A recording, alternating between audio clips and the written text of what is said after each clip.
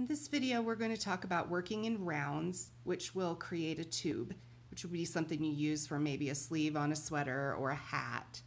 And to start out, I've made a chain of, I think, 12, and I've put a stitch marker in the first and the last stitch.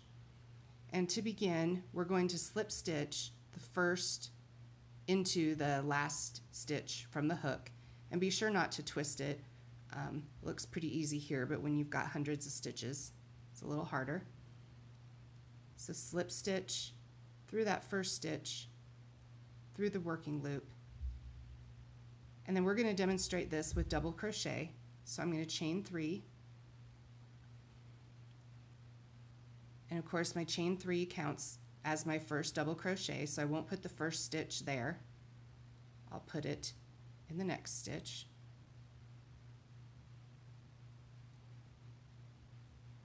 And from here I'm just going to be working double crochet into each stitch around, so I'm going to pause for just a moment.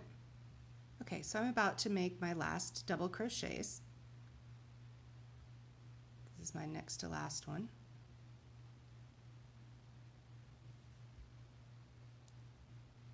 And then my last double crochet goes right here where I had my stitch marker. Oops.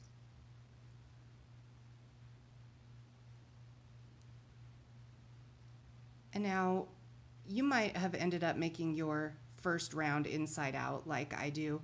Go ahead and flip it so that the top of your stitches are on the top and what's facing you is the outside of the circle. Kind of just depends how you hold your hands in your yarn if you would have done that. And so the reason that I use the stitch markers is because it definitely looks like we should be putting one more stitch right there. But since we've got the stitches marked, we know that that's incorrect. And I'll get into that why in just a second. So before we close up our round, I'm going to take out this marker that marked the last stitch of the round and move it up to our new last stitch of the round. And then I'm going to join this circle with a slip stitch.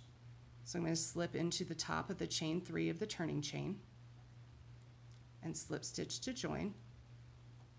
And then I'm going to do my 3 chain turning chain. And then I'm going to take out this stitch marker that marked the first stitch of the round and move it up here to mark our new first stitch of the round.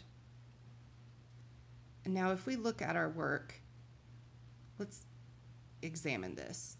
If we are doing double crochet or other fairly tall stitches, when we're facing the right side, the front side, the top of the stitch that you work into is slightly to the right of the post.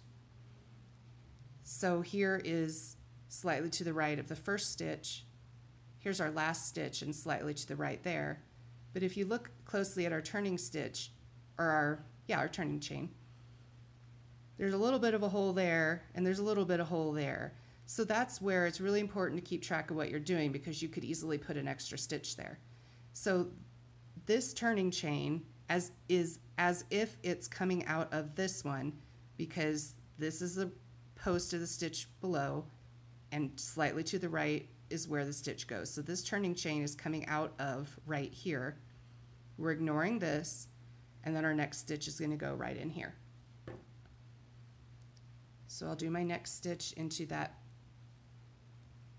part that's slightly to the right of the post of the first stitch of the row. And then I'm going to pause while I go on around.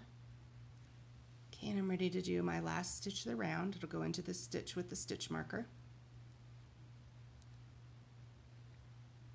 I'll take out my stitch marker and move it up to my new last stitch of the round.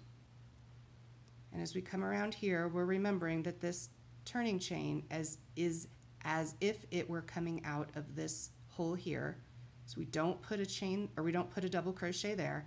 Instead we slip stitch into the top of the turning chain, and I think I split the yarn with my marker, so I'm going to take it out.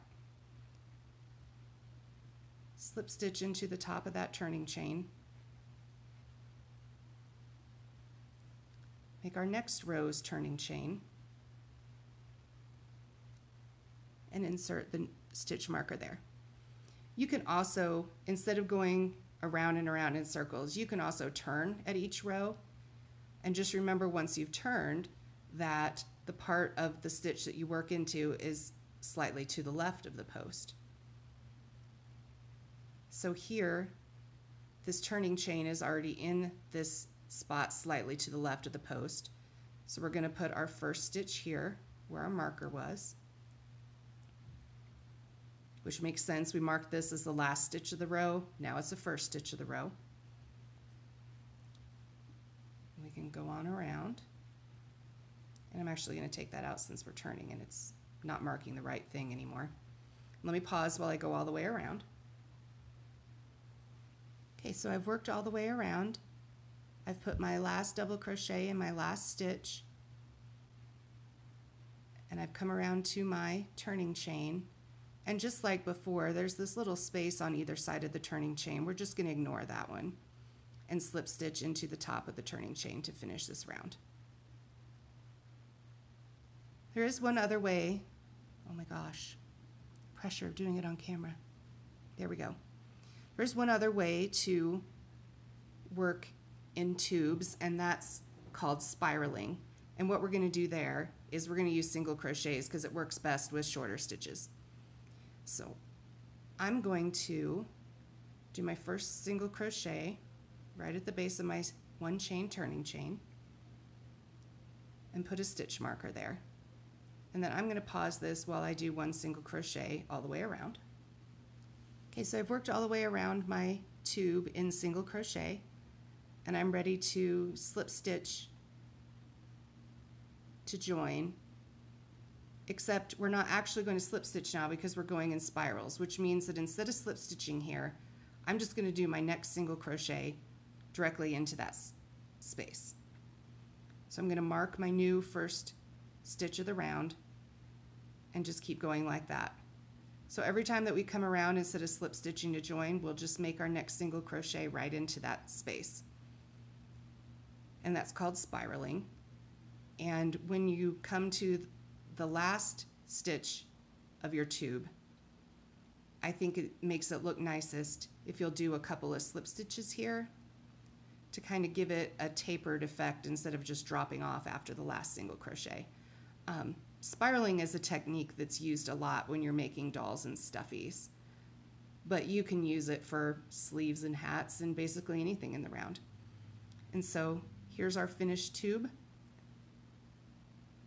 and I hope you enjoyed the video.